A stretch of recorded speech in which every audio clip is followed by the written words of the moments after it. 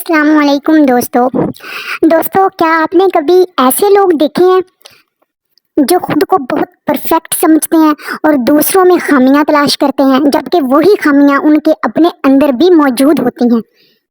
برائی سے بچنا تو ویسے ہی بہت ضروری ہے، مگر جن برائیوں کو ہم دوسروں میں دیکھتے ہیں تو ان پر ملامت کرتے ہیں، ان سے بچنے میں تو ہمیں اور زیادہ کوشش کرنی چاہیے۔ یہ کیسی مضحکہ خیز بات ہے کہ وہی شے جب دوسروں میں دیکھی جائے تو اسے نفرت انگیز قرار دیا جائے، مگر خود کو اس سے بچانے کے لیے کوئی کوشش ہی نہ کی جائے۔ بہت سے لوگ ایسے دیکھے جاتے ہیں جو واویلا مچاتے رہتے ہیں کہ غلط قسم کی سفارشیں نااہلوں کو فائدہ پہنچا رہی ہیں اور حقداروں کے حقوق تلف کر رہی ہیں، مگر ان کا اپنا حال یہ ہوتا ہے کہ جب کوئی ضرورت آ پڑتی ہے تو وہ خود بھی اسی سفارش کا دروازہ کھٹکھٹا کر اپنا کام نکلوا لیتے ہیں۔ اس وقت وہ یہ نہیں سوچتے کہ اب بھی تو کسی حقدار کا حق تلف ہوا ہی ہوگا۔ اسی طرح کئی پرہیزگار ایسے ہیں جو راشی افسروں پر لعنتیں بیچتے نہیں تھکتے، مگر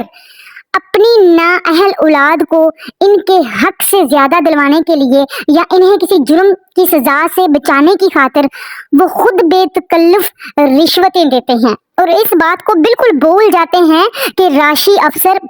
آخر اسی معاشرے میں خرابی پیدا کر سکتے ہیں جہاں رشوت دینے والے موجود ہوں۔ بہت سے انصاف پسند ایسے دیکھنے میں آتے ہیں کہ جب کوئی صاحب اقتدار اپنی سرکاری اقتدار سے کام لیتے ہوئے اپنے عزیزوں اور رشتہ داروں کو بے انصافانہ طور پر عہدے بانٹنا شروع کرتا ہے تو وہ اس کے طرز عمل کو ملک و قوم کے لیے تباہی کا پیغام قرار دیتے ہیں اور اسے کنبہ پروری کے جرم کا مجرم گردانتے ہیں۔ لیکن اگر حالات کی تبدیلی اقتدار کا کوئی حصہ انہیں بھی پہنچا دے تو پھر وہ بے تکلف اسی کنبہ پروری کو اختیار کر لیتے ہیں، مگر اس کا نام صلہ رحمی رکھ کر مطمئن ہو جاتے ہیں۔ یہ تو سراسر دوگلا پن ہے، یہ تو منافقت ہے کہ وہ کہتے ہیں کہ ہم تو کوئی برائی کر ہی نہیں رہے، حالانکہ یہ ٹھیک وہی کنبہ پروری ہوتی ہے جس کی وہ پہلے مذمت کرتے رہے ہوتے ہیں۔ اس سلسلے میں حضرت علی رضی اللہ تعالیٰ عنہ کا ایک فرمان بڑا دل پذیر ہے۔ آپ رضی اللہ تعالیٰ عنہ فرماتے ہیں، سب سے زیادہ احمق وہ شخص ہے جو دوسروں کی ذلیل صفات کو تو برا جانے مگر خود ان پر جمع ہوا ہو۔ تو دوستو پہلے اپنے آپ کا محاسبہ کیجئے، پہلے اپنے اندر جھانکیے،